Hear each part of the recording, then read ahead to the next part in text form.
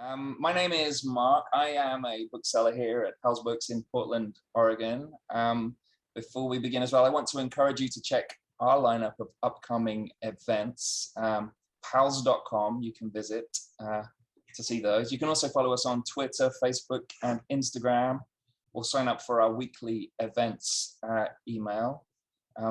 Powells.com for all that. Tonight, we are delighted to welcome Kathryn Miles. She is the author of 5 books. Her essays and articles have appeared in Audubon, Best American Essays, Best American Sports Writing, the Boston Globe, the New York Times, and Time, among others. She is contributing editor at Down East Magazine and serves as a scholar in residence for the Maine Humanities Council and as a faculty member in several MFA programs. And she is here tonight, or this afternoon, depending on where you are, with her latest book, Trailed: One Woman's Quest to Solve the Shenandoah Murders. It is a story of violence, cover-ups, incompetence, and crime scene sloppiness, but also a story of love between 2 young women whose lives were taken far too soon. Kirkus Reviews calls it disturbing and provocative, gripping and thoughtful. This book will appeal to those with an interest in true crime stories and unsettling truths about places deemed safe for all. John Grisham, no less, #1 New York Times best-selling author, says, Trailed is a beautifully written account of a great American tragedy, the unsolved murders of an undetermined number of young women, all by the same serial killer who got away. The truth is still buried. I couldn't put it down. Joining Kathryn in conversation, we are delighted to welcome Lacy Crawford. Her book, Notes on a Silencing, was named the best book of 2020 by many outlets, including Time, NPR, Real Simple, Marie Claire, and more. And Jessica Knoll, writing in the New York Times, called Notes on a Silencing erudite and devastating, and said Crawford's writing is astonishing. And so we feel lucky to have her. This evening's event will also include a Q&A. Some of you have found the chat box. There's also a Q&A one. If you want to write questions in there, you can also upvote a question that you like, that you want to hear answered. That will move it further up the list. That's all from me. I'm going to disappear and hand over to our 2 guests. So please welcome Kathryn Miles and Lacy Crawford. Thank you, Mark. Kathryn, congratulations on the publication of Trailed, which I was able to read, gosh, a year ago, I think. I'm a trail running woman. I'm not as young as I still think of myself. I was going to say trail running young woman, but not anymore. And I run with a very big dog, and I always have. And I have always experienced a duality that you track through this book, which is both a sense of authority and self when I am outdoors under my own steam, far away from a built environment, and also an uncertain feeling of exposure and vulnerability. And sometimes that's fun and exhilarating, and sometimes that's really terrifying. And so I read this book initially thinking, aha, she's just like me. She's a writer and a hiker and a runner who got wind of a story that she couldn't let go. And then I was really floored by the way you unfurl this story. I do not read a lot of true crime. It upsets me, but you held the love story and the healing of these women first, actually, primary to what happened to them, in a way that I felt, it sounds sentimental, but you honored them. And it was not about their death so much as about their life and their striving and their struggle, which then becomes yours. I wonder if you could just quickly, for anyone who doesn't know the story, doesn't live near Shenandoah National Park, can just tell us a little bit about what happened in May of 1996 and who these women were. Sure. Yeah. Thank you. And thank you so much for being here. I'm just thrilled to be virtually at Powell's and absolutely with you at Powell's. I just wish we were sitting side by side right now. I agree. And thank you all for coming. So Lollie Winans and Julie Williams were just these 2 remarkable young women. Lollie had grown up in a very affluent family from Grosse Pointe, Michigan.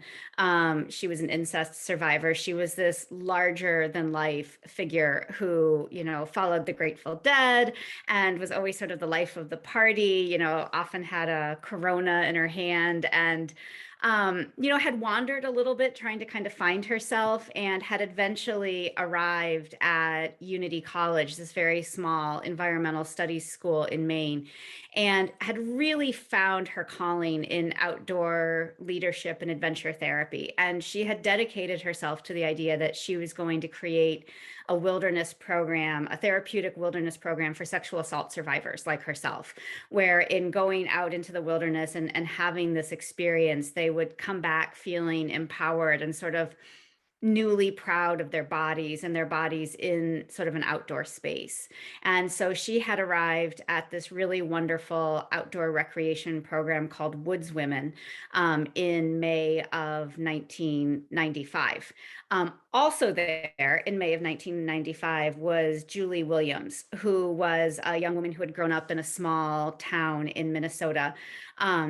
Her friends described her as a one-woman Peace Corps. She was fluent in Spanish, and in high school, she would translate for domestic abuse survivors. She had done missionary work in South and Central America. She was a geologist by training and had done a lot of work on remote tribal lands. And she was kind of the yin to Lollie's yang. She was sort of more quiet and reserved.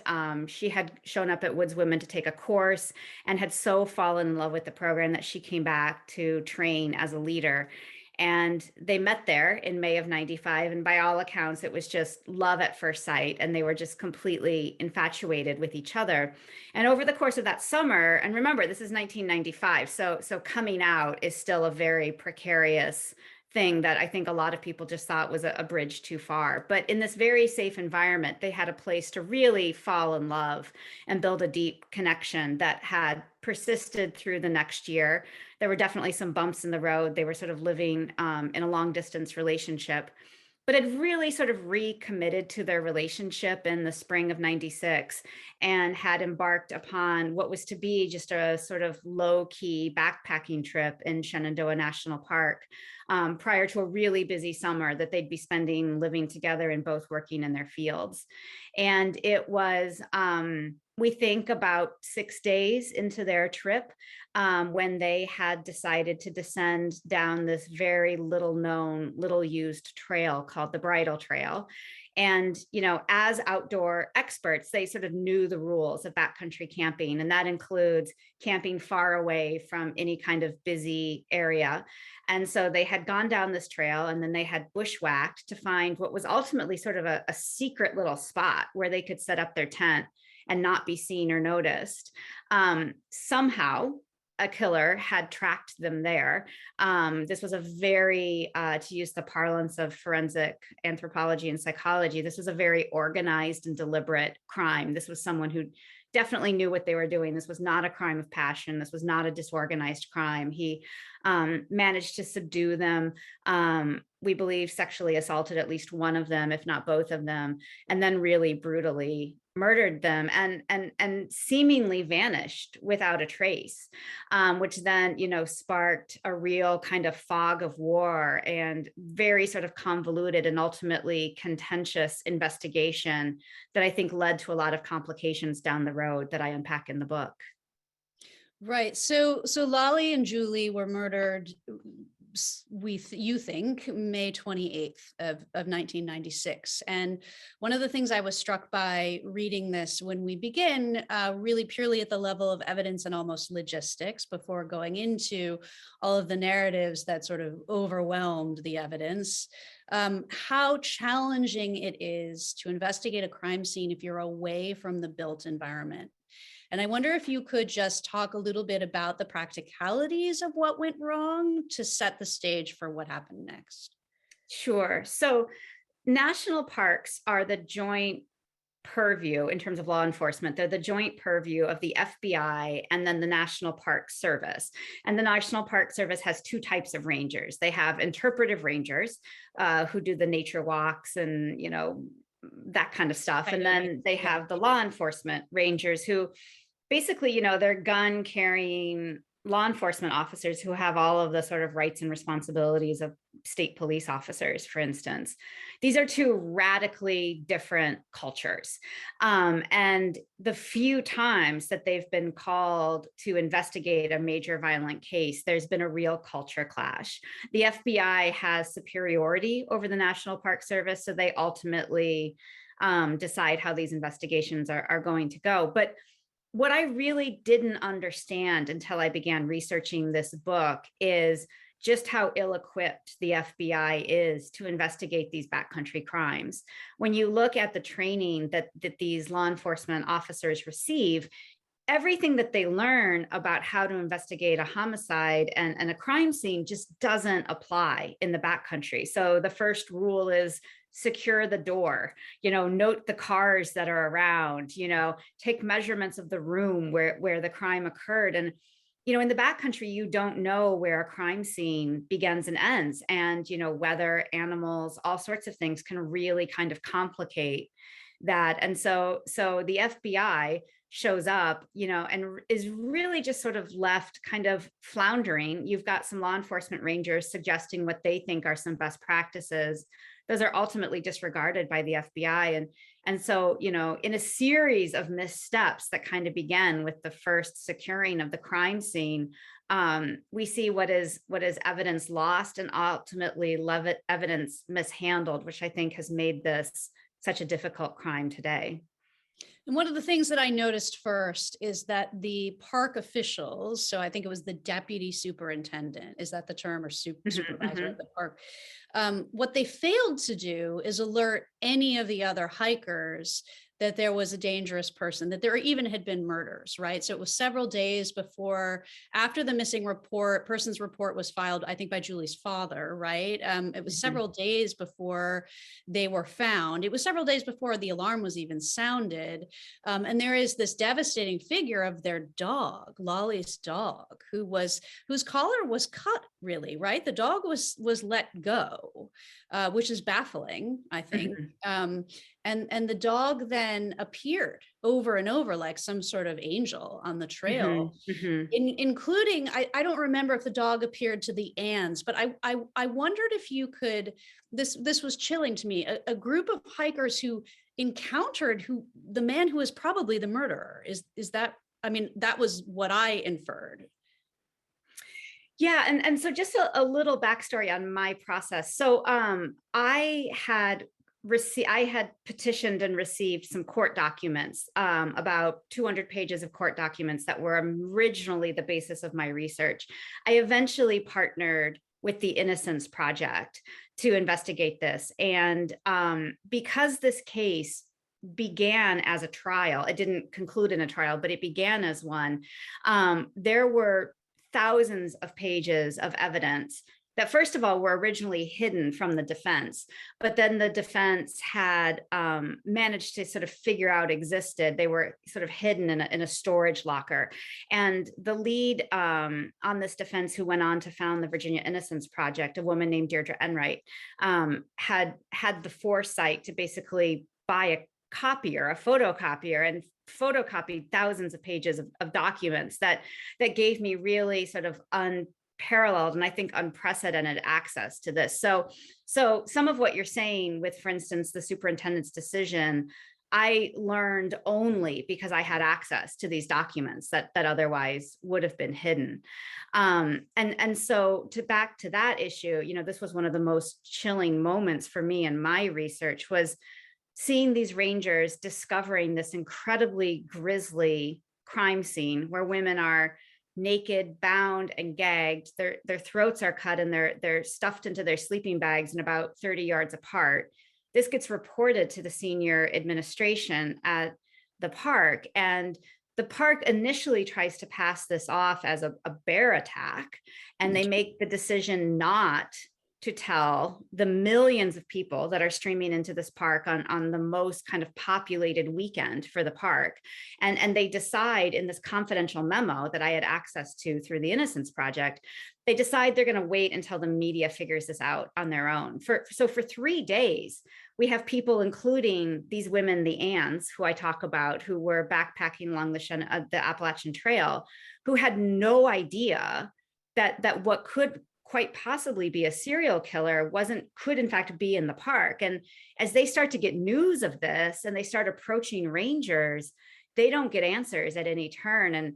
And for me, this was just a real act of injustice. And once the media figures it out and sort of floods the park, and these press conferences, these daily press conferences occur, you still see park officials trying to write this off as a murder-suicide.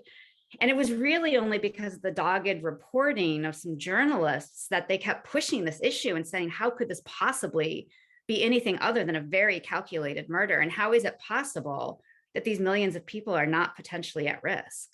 Right. I mean, I hadn't known that myself. So the Appalachian Trail, a portion of that runs through basically the spine of the Shenandoah National Park. Is that right? So they're going to be through hikers who are days from home and from their cars, who are spending the night in these shelters, completely at the mercy of whoever might have come in for the day, right? Which is what is theorized about who this killer was.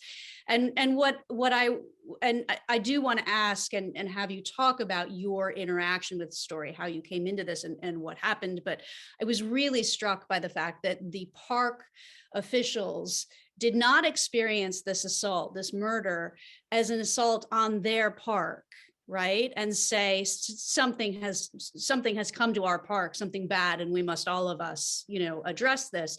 But rather they claimed it was a murder-suicide, even though both women had their hands bound behind their backs with duct tape and were found so far apart from each other with wounds that were impossible, to anyway.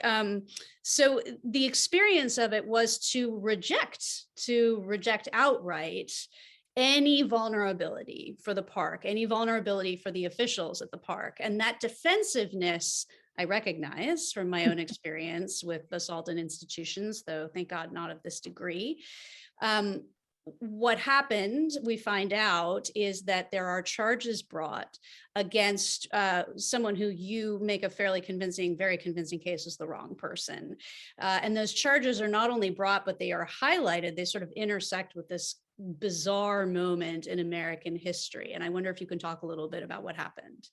Sure. So the bodies were discovered on June 1st of 1996. And this just fog of war descends on the park and the investigators. The FBI and the Park Service rangers are sort of, grappling for position. And over the course of the summer, there are hundreds of potential suspects, including some of the park rangers themselves, who the FBI really kind of winnow in on for a while. But by the time we get to the 1-year anniversary of this case, it's basically grown cold. They've exhausted all of their suspects. They don't have any new leads, and they're sort of in this waiting position. This was an incredibly high profile case when it happened in 1996. It was, front page news on every newspaper in the country. So they were under a tremendous amount of pressure. Meanwhile, they're getting called before Congress to testify about how this could happen and the safety of our national parks. So all eyes are on this case, and there's a lot of pressure to solve it. In July of 1997, a young man named Darrell David Rice, who was a computer programmer outside of Baltimore, Maryland. He was a young man who had battled his whole life with some significant mental health issues, mostly bipolar schizophrenia. And by the spring of 97, his life was completely unraveling. He had been fired from his job. He wasn't taking his medication. And so he was just in a really bad way. His father lived right outside of the park, and Rice was an avid cyclist who would spend a lot of time in the park. He had also been in the park in the days around when Lollie and Julie had been murdered, and had actually been interviewed by a ranger at that time. And so had really sort of internalized this murder and had become a little obsessive about it. In July, he's driving his truck through the park. He hasn't slept for days. By his own admission, he's smoked a lot of marijuana. And he spies this woman who's cycling down the main thoroughfare in the park.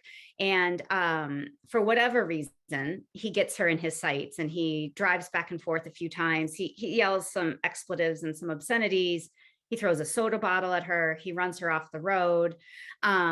And she eventually managed to sort of extricate herself from the situation and eventually is able to get help. And when the Rangers are called, they immediately decide they've got their guy, that this is just too coincidental and this has got to be the guy who did it.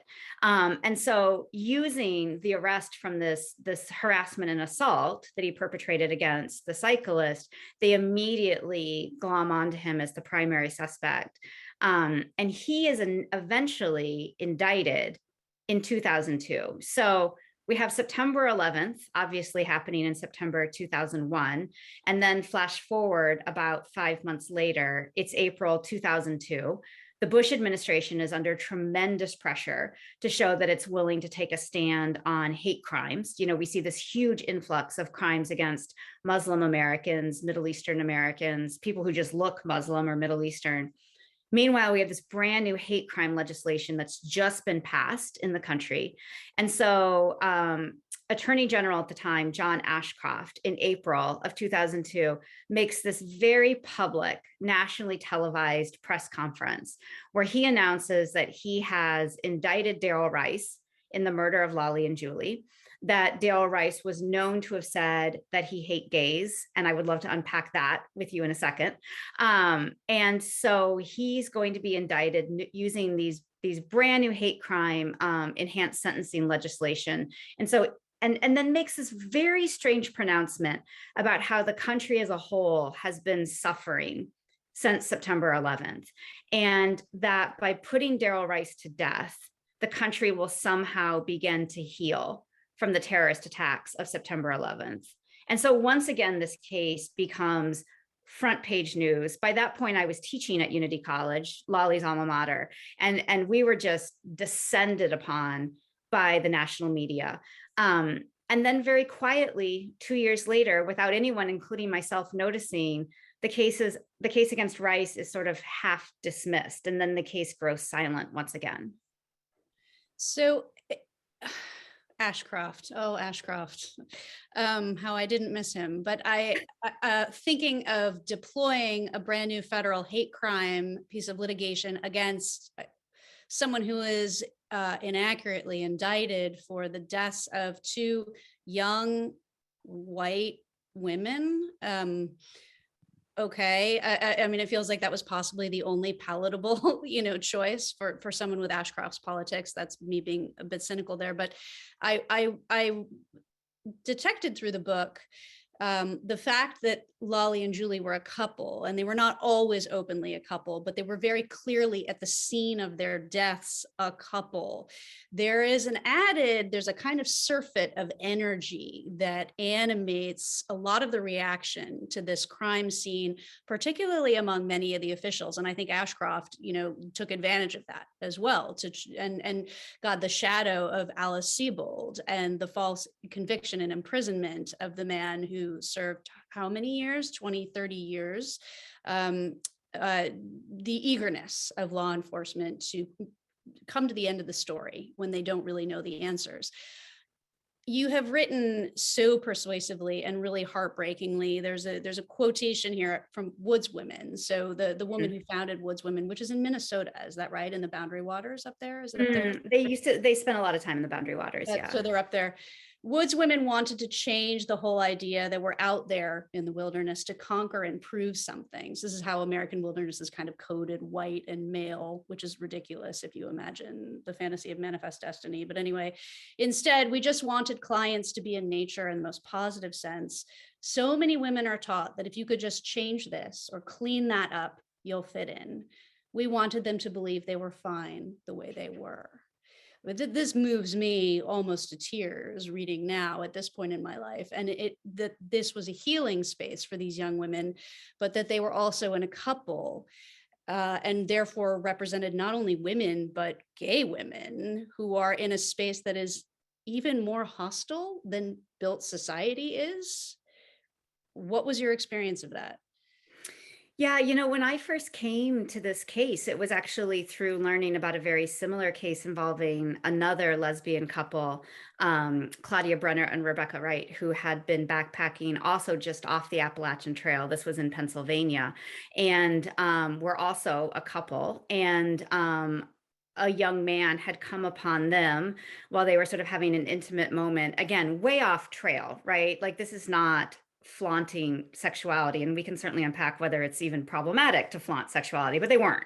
And he, in his defense, in his legal defense, he argues that he was so provoked by having to see two women having this sexually intimate moment that there was no other possible response but to fire 8 bullets at them to kill Rebecca Wright, and then to mortally wound Claudia Brenner, who somehow managed to hike 4 miles out of the wilderness in the dark and save her own life against all odds. And that provocation defense has been used multiple times in these backcountry crimes against women, and also against people who identify as queer or non-binary.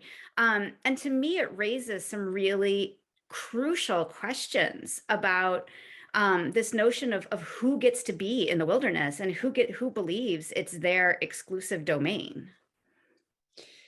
13%, you said, of rangers and park law enforcement officers are women. Is that still true?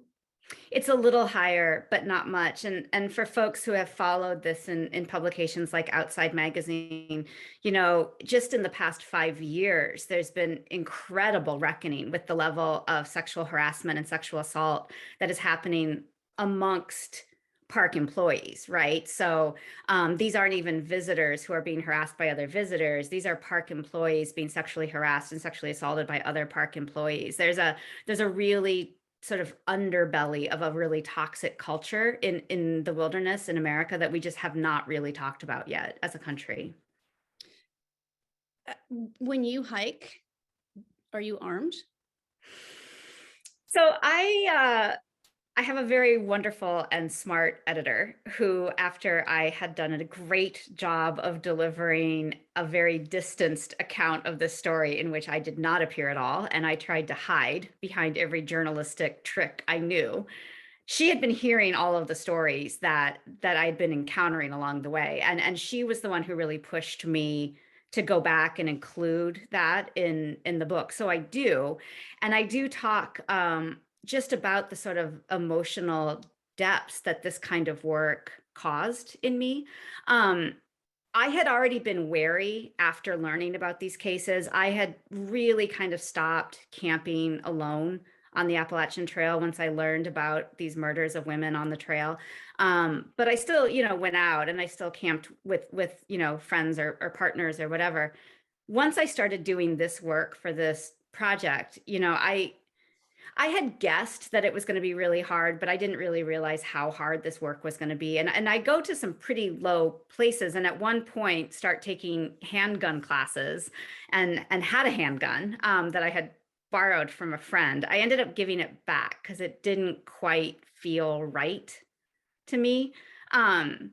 I also wasn't sure about the logistics of having a handgun in a backpack, and you're being accosted, and you're like, wait, can you just hang on 1 second? Because I'm just going to take off my backpack. And, I was like, whatever, and so right now I don't. I've been joking on this tour that right now I'm so angry about the situation that, God help the serial killer or rapist who decides to sort of approach me in the wilderness, because I have so much to say to that person that I think they're going to back away and feel assaulted. But I'm also very conscious that anger that I have is sort of a privilege of a sort, that I get to be angry and get to be in the wilderness with that anger is something that's really off the table.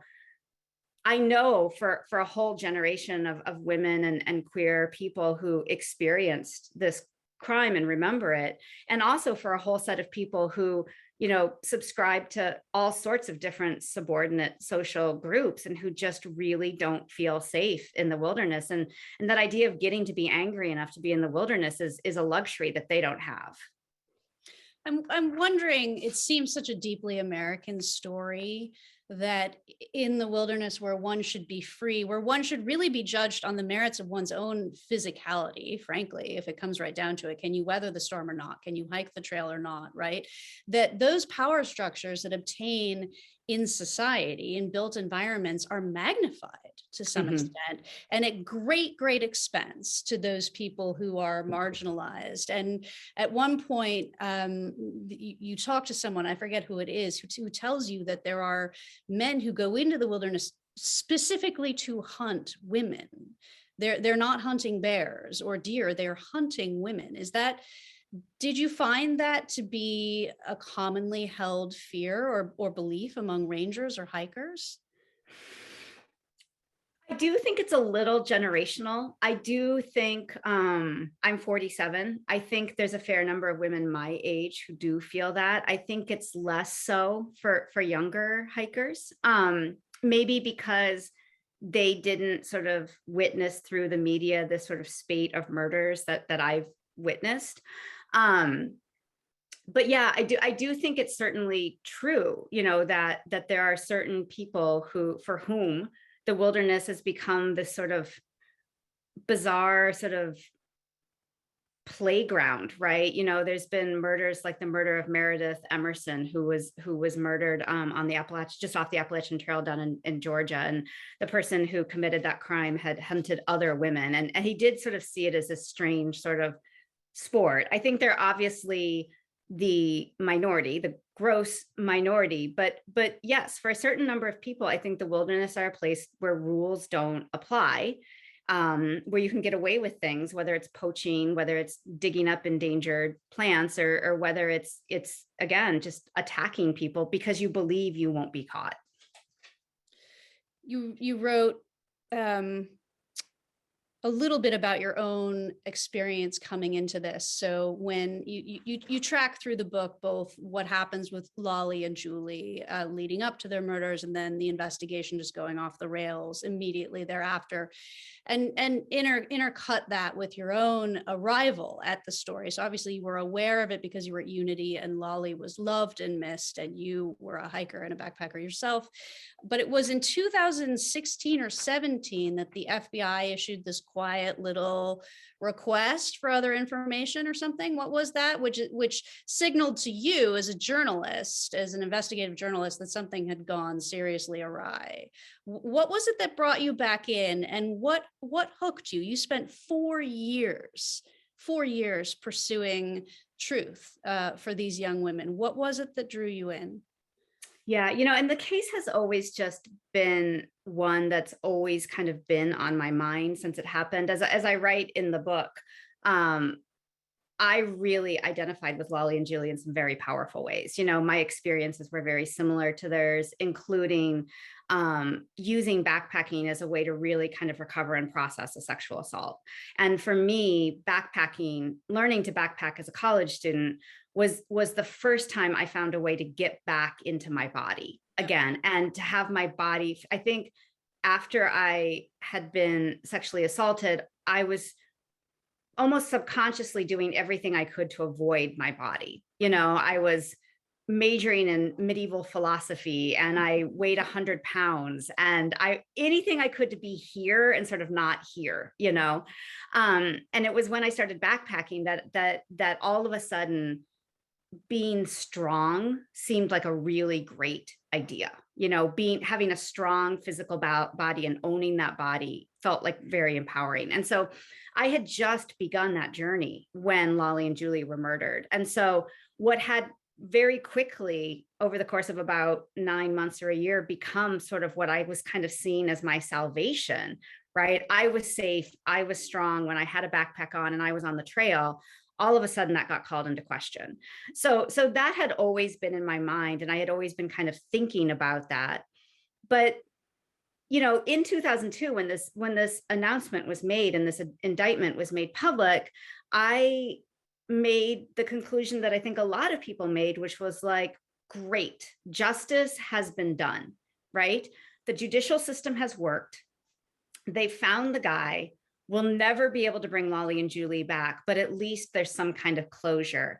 And I think, like a lot of people, I just sort of assumed that done, and I completely missed that the charges against Darrell Rice had been kind of quasi dismissed. I missed that he wasn't in jail. And then in 2016, as you said, the FBI made this very public call for information. And at the time, I was working as a reporter, a trail correspondent for Outside Magazine. And obviously I was on the lookout, right, for anything that had to do with the trails. What does that mean, to be a trail correspondent? It was the best job in the entire world. My job was to be on the Appalachian Trail or the Pacific Crest Trail or the Continental Divide Trail and to write stories about the trails and the people who were on it. So for me, it was just candy, you know? Yes. So, already having this very kind of heartfelt interest in this case, and then realizing that it had not been closed. I had pitched it to my editor there, thinking that it would be a pretty straightforward case. The FBI really presented it as, we know who did this. We have emerging DNA technology that's going to prove this. We just kind of need something more from the public. Maybe somebody saw something, maybe this person said something. And I went into that story, again, with my own blindsidedness, believing that that was true. And approached the story from that perspective. And so was granted access by the FBI to spend a day at their forensic lab at Quantico, to spend a day at the murder scene with the FBI investigators and the Park Service investigators. And it wasn't until much later, until I started to get the court documents, that I realized just how thin this case was against Darrell Rice, that again and again and again, DNA had excluded him as a suspect, and that the case against him was not even really circumstantial. And then I started digging deeper, and I began to realize that not only was the case against Rice really thin, but the case against Rice was based on some outright malfeasance on the part of the FBI. I had mentioned this statement that Rice supposedly made, where he said, "I hate gay people." Once the Innocence Project got involved in this case, they had actually asked for that. That had been recorded by an informant who was wearing a wire in prison. And so the Innocence Project gets a hold of this, and they're like, well, we'd like to hear the whole thing. And what they realized really quickly is that Rice comes back into his cell and he says, "I'm so angry." And the informant says, "Well, why?" And Rice says, "Well, because they keep trying to make me say that I hate gay people." And so what the Justice Department had done was literally snip the "I hate gay people" completely out of context of what Rice had been saying, which is, obviously, I don't hate gay people, and I'm mad that they're trying to get me to say that. And I kept starting to see these things where the Justice Department was just trying to shove their truth into a box that it just didn't really fit. And the motivation for this, we have to conclude, is that they just wanted to close the case, to consider it a win, because there was at the same time a serial killer who was preying on young women and girls not far away from the park, right? I mean, just a few miles, really. And there's one moment, I remember you write, you say, perhaps what surprised me most about all of this, or there was one moment that shocked you the most, was that the FBI kept resubmitting a hair sample, but asking only that it be run against the DNA of Darrell Rice when they had DNA sampling. And obviously it wasn't as advanced then as it is now, but they had DNA sampling from this other suspect. Is that right? And they didn't bother to ask to have that run. And the lab said to you, look, we work for them. We have no initiative here, right? So what do you believe is true about the motivation of these people who are deliberately missing the story? I think there's a couple of things at stake. I mean, certainly there are a good number of investigators who worked on this case who care so passionately about this case and want to do the best work. There's also this phenomenon in law enforcement and frankly, everywhere, called confirmation bias, where once you believe that something is true, you go out of your way to prove that it's true, even when all the other evidence points to the contrary. And so I talked to former FBI agents, some of whom worked on the Yosemite murders, which ultimately were proven to be the work of a man named Cary Stayner. They had decided it was someone else. They briefly interviewed Cary Stayner, decided he wasn't the guy. They continued to go after this other guy, and then Stainer went on to commit more murders. And the agents that I talked to were very honest and frank about the fact that they were just blind to the fact that they were talking to the killer. And I think part of that's at stake here. I think this indictment was so weird and so public and was literally wrested out of the hands of both the investigators and even the prosecutors. The prosecutors, the investigators, the families, they had all prepared for this very quiet announcement. And then they got a call from Ashcroft's office that said, this is our case now. And so I think that might be part of it. But I think there's also another issue that's really happening here. And that's really sort of like, who's policing the FBI and their ability to do work? As you mentioned, there's a known serial killer who we know committed at least 3 of the 8 murders that included Lollie and Julie over the course of 18 months in this very rural part of Virginia. When this individual is sort of on the radar of law enforcement, they do, as you said, take a hair sample. They take a hair sample from Rice. They compare it to a hair that's found at the scene. They do what's called a mitochondrial DNA analysis that looks at DNA at an 800-point scale. On those 800 points, Rice is completely excluded. It's just completely DNA. It's completely different DNA. This guy, Mark Ivanitz, on the other hand, his DNA matches at 799 points. And based on FBI policy, that means you have to continue to consider him. But as you said, the agents get this information back. It says conclusively, this DNA is not Rice's. It says conclusively, we cannot rule out Ivanitz because it's almost a perfect match. And the FBI says, okay, thanks, rerun it against Rice. And at that point, they never run it against Ivanitz again. And as far as I can tell, they've never run it against Ivanitz, despite the fact that, as I sort of make the case in the book, he fits the profile of this crime in multiple disturbing and I think persuasive ways. And he's the one who ended up killing himself. Is that right? After he was caught, one of his victims managed this wild escape that is the most improbable thing I think I've ever read. Right. So he's gone. Darrell Rice, at the time of your writing, you said had disappeared and had been gone for 9 months. Did he resurface? Does he know about how you have in some ways exonerated him? He does. And I have to say, so the charges against Rice were dismissed using a legal concept called without prejudice. So basically what that means is the prosecution goes to a judge and says, we really believe this is the guy, but because of a procedural snafu, we're not sure we can make the case we want to, but we reserve the right to come back to this case whenever we want. So as far as I can tell, Darrell Rice is currently the only person in America living in double jeopardy where at any moment, this capital murder crime can be brought back against him and they can proceed with jury selection and go on. Meanwhile, everywhere he goes, the media erupts with this idea that an unimprisoned serial killer is in their community. So if he is in fact innocent, this is such a gross case of social injustice. His life has been completely ruined. And while I was writing the book, he did disappear for close to a year, and his friends and family and his legal team presumed he was dead. After the book went into publication, he did surface. He basically is having to live underground and is sort of fundamentally homeless right now just because he doesn't feel safe. And it is a little heartbreaking to me that he does really hope that my book can exonerate him. And that feels like a lot of pressure for me. I mean, I am at a point where I would happily sit down, and spend a day with him and not feel at all threatened. I don't believe he did this. I don't believe he's capable of doing this. And he has no recourse in terms of getting his life back if he is in fact innocent.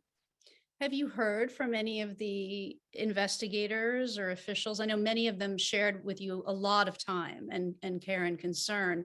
Have you heard from any of them since they read the book, since they saw how persuasive your case is that it wasn't Rice? The Maine investigators, we still are in contact, and I think it's a real testament to their character that they remain in contact, knowing full well that I wrote a book in which I ultimately disagree with them and say I think they got it wrong. Mm-hmm. I think that's a very painful prospect for them. They, particularly with these law enforcement rangers, I think they care very deeply about Lollie and Julie, and certainly care about their families as well. I don't think they're persuaded. I know the FBI is not persuaded by the case that I make. They still very strongly believe it's Rice. I try to make both cases in a way that readers can kind of decide for themselves. And I would love it if readers would sort of check my work and see if they think I got it right. I'm certainly, I think, as liable to confirmation bias as anyone else is. Yeah, I'm thinking of Julie's family in particular, because I know that Lollie's parents both died before the writing of this book. Is that right? And you're still in touch with Julie's family? Yeah, Lollie's father, when I started writing the book, was in late stage Alzheimer's, so was obviously not accessible to me in a way that felt ethically sound to me. Julie's family did participate in the research for the book. I think the release of this book has brought back a lot of pain for them. And certainly I think for, Lollie's family had kind of become her friend community. They've also been really helpful with the process, and they're supportive of the book. And I think they're glad that the book exists, but they're also, they're really honest with me that the book is making them relive the worst moment of their lives all over again. And that's a real emotional strain for them. Speaking of that, you wrote early on in the book yourself about your fear about taking this on, the moment when you recognized that what was going to be a piece for outside, which effectively would have validated and confirmed, the case that the FBI had put together, was actually going to be, if you were to really do it, a very, very long walk, right? And then you mentioned that there were moments when your boundaries began to break down, periods of, you use the phrase panic attack. I don't want to say paranoia, but possibly a little bit of that outdoors. What was the experience for you of occupying this crime for that long, particularly given your own experience of having been assaulted, having been violated, and experienced that loss of agency?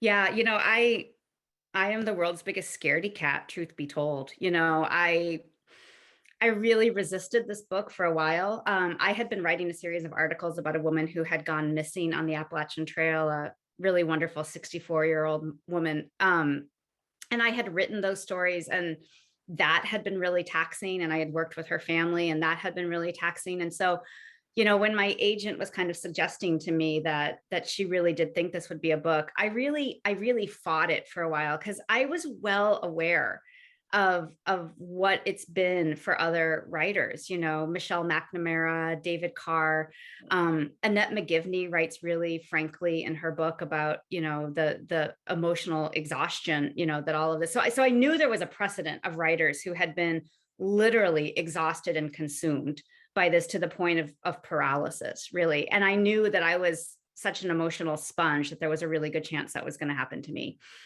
And it was at times as bad as I had feared it was going to be. And I had set, as you said, some boundaries. I wasn't going to work on it at night.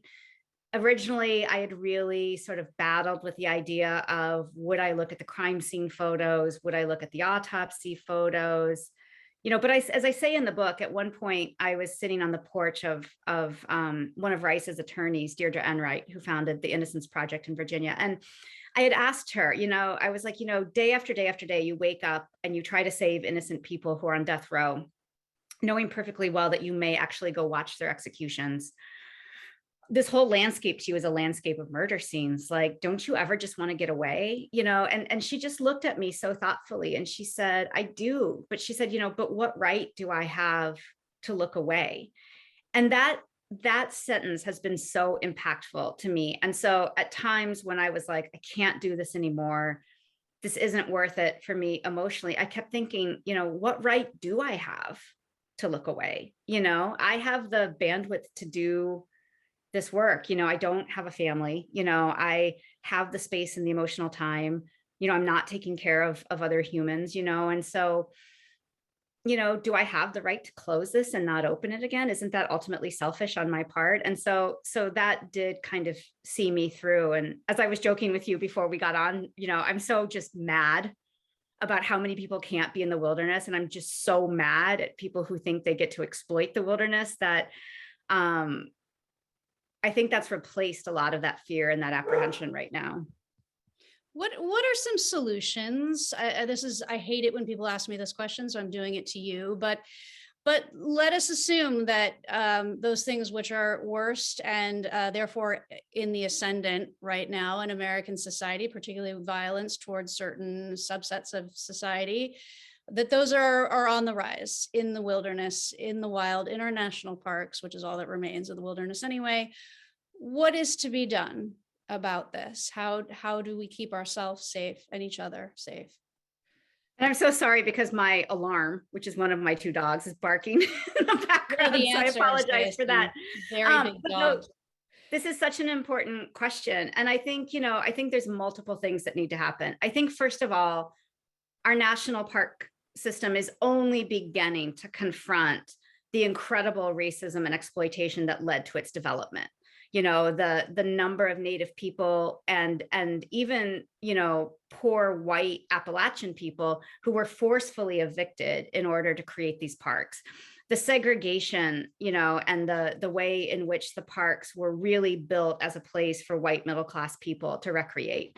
So first of all, we have to own that, right? Because for way too many generations, people of color and especially Native people have been told that this used to be your land, but it's not your land anymore, right? So we have this generational trauma that we have to deal with, and then I think it's really creating a space where people feel safe, being outside. And I think, the first step, I think, is these groups like Woods Women, like Outdoor Afro, like my new favorite group who has a brand new book out called Fat Girls Hiking, who are saying, look, you can have a different body type and still really feel great out here. And so I think these organizations creating safe spaces for people is a really important step. But there's a much bigger, messier thing here. And that is really sort of truly unpacking this sense of like toxic masculinity and privilege that has made it seem, from the beginning, you mentioned Manifest Destiny, this like go west young man, right? I mean, we've said forever and ever and ever who this is a space for. And we've said it's for these white men to be boundary pushers, Yeah.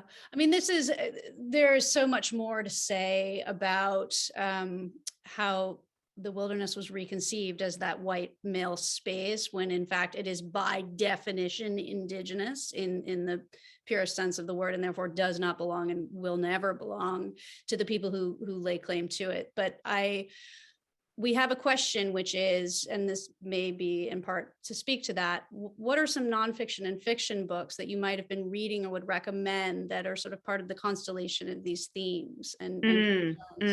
Yeah, that's a great question. I mentioned Annette McGivney earlier. I really love her work. There's a really wonderful poet and environmental thinker and a dear friend named Camille Dungy who published an anthology about 10 years ago called Black Nature that really started to exhume the experience of people of color and to show the very long and storied history that they have with that as well. I think that sort of work that's being done by people like Camille is really important to show that there has been another history that's been largely overlooked. Let's see here. I mean, there's so many really wonderful books and things that are happening out right now. Drew Lanham is another really great writer and thinker who's been doing some of this work as well. So looking, I think, at those folks and sort of seeing also the cultural inheritance that they've had. I mean, Black Nature radically changed environmental publishing in ways that I think we're really only starting to understand. And it really created a space where emerging, Black or queer or Muslim writers could have a space. And I think, again, there's still a lot of work that needs to do there in terms of making sure that publishing kind of catches up with that as well, too, to make sure that we are really representing these voices and so that people can see themselves, as I say in the book, open a glossy outdoor magazine and the people featured in the ads are still overwhelmingly really attractive white men. You said 91% white, right? Like 91% of people featured in these magazines and the advertisements were white. I think I remember that was I was stunned by that, but then I shouldn't be stunned by that because of course, right? Yes. If you're a new trail runner, let's say you're a plus sized, Black trail runner, and you pick up these industry magazines, you're never going to see yourself represented there.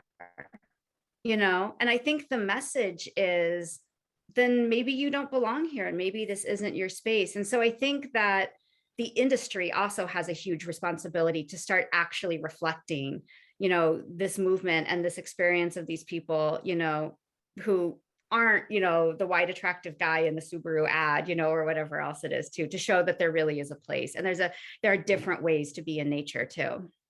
The data that has emerged in the area where I have been writing and talking, which is with regard to institutional safety and the campuses of schools, for example, is very clear that equity is safety. Very simply. I mean, that's what it boils down to. And wherever those power structures are allowed to be so damaging and so inequitable, you end up with people who are victimized, and then you end up with institutions that are unwilling to address the victimization. It seems to me the case, to your point, that there must be a real examination of how we have come to conceive of wilderness in the US that takes into account the fact that equity is safety for everybody, right? Even white girls, who go in to the woods together. And I keep remembering this moment when her father, Julie's father, is on the way to her funeral and the news breaks that Julie and Lollie were a couple. This adds nothing at all to a homicide investigation. It's literally irrelevant, but it reminded me of the investigations of sexual assault, where everyone is always looking for this sort of residue of desire, as though that would complicate it. Like, no, it's like a carjacking. Somebody took something that didn't belong to them. It's very simple, right? But the same thing happened with these two women. And I do hope that that is a relic. I do hope that that is a relic of 1996, and that that would not be the case. I hope this would never happen again, obviously. But do you have a sense that there has been any evolution on that front? I do, and I had mentioned Claudia Brenner and Rebecca Wright earlier. Claudia Brenner wrote a masterful book called 8 Bullets about her experience, and the fact that the trauma of being shot and walking out of the wilderness was only the start of the trauma, right? And that she had to be an advocate for herself while she was, lying in a hospital bed. She had to figure out how to advocate for herself as a lesbian woman. And I'd really encourage folks to read that book. And then there was a very short documentary that was done a few years ago in which, for the very first time, she goes back to that murder scene. And she's spoken very, forcefully and spoke very honestly with me about the fact that that's how this becomes a hate crime, right? And so, have we made some progress? Yes. Have we made enough progress? Absolutely not. And until we really acknowledge that past, until we acknowledge the past of segregation, of exclusion, and we acknowledge the damage that it did, if we just continue to ignore it and say, come on outside, it's fine, we're not acknowledging this intergenerational trauma. We're not acknowledging that for the descendants of slaves, the wilderness is where lynchings and rapes happen, right? And that trauma doesn't end with a generation. It continues. And so we have to acknowledge it, right? And we have to do some kind of reparative work. And I don't mean necessarily we need to go give everybody $100 and say, now you're fine, come back to the wilderness. But we need to own that and make that part of the conversation and find a way to let people figure out what they need to do to heal from that so that they can come back. What did you do to heal? Because at the end, you're outside and you're not scared. And there's nothing simple about that to me. How did you arrive at a place of renewed courage and confidence? It's partial. As I say in the book, I really think that sleeping in a tent in the wilderness is sort of off the table for me for the foreseeable future. And it's not that I actually believe that I'm going to, be attacked. My my thinking brain knows the data, which says that undoubtedly, statistically, I'm probably going to be safe. But for me, the pleasure and the joy of that is kind of removed. You know, I can't be in a tent and not see crime scene photos. But as you were saying earlier, I mean, trail running, you know, continues to be, you know, the great sort of therapeutic release in my life. And I'm really lucky to live in Maine where, you know, crime in the wilderness or not is really low. And so do I look over my shoulder sometimes, but less and less and less, you know, and that feels good. You know, I do have these two terrible dogs who are with me, and, you know, I doubt that they'd actually be any help, but it feels good. And like I said earlier, I think it's just this anger, you know, that somebody could take this away from so many people. And, you know, sometimes when I'm running, you know, what I'm thinking is like, no, you don't get to take this. You don't get to take this from me today. I like that. It's a particularly concentrated version of the refusal of the theft of the land. I appreciate that. We're at the top of the hour and I've been told that we have to stop at 6 o'clock. Mark, do you want to come back and close us out? Yes, thank you both. That was so fascinating. I really hope we get to see you both in the store here in Portland at some point in the future. Just a reminder to everyone, you should buy Trailed. We'd love you to buy it at pals.com, of course. While you're there, you can pick up Lacy's books as well and check out our lineup of upcoming events. We look forward to seeing you all again soon. But until then, take care. And thanks again, Lacy and Kathryn. That was wonderful. Congratulations, Kathryn. It's a fantastic book. Thank you. And such a privilege to be in conversation with you. Thank you so much for the work that you do. It lets people like me do the work that I do. So thank you. It's an honor. Thank you. Good night. Thank you. Good night. Thanks, everyone.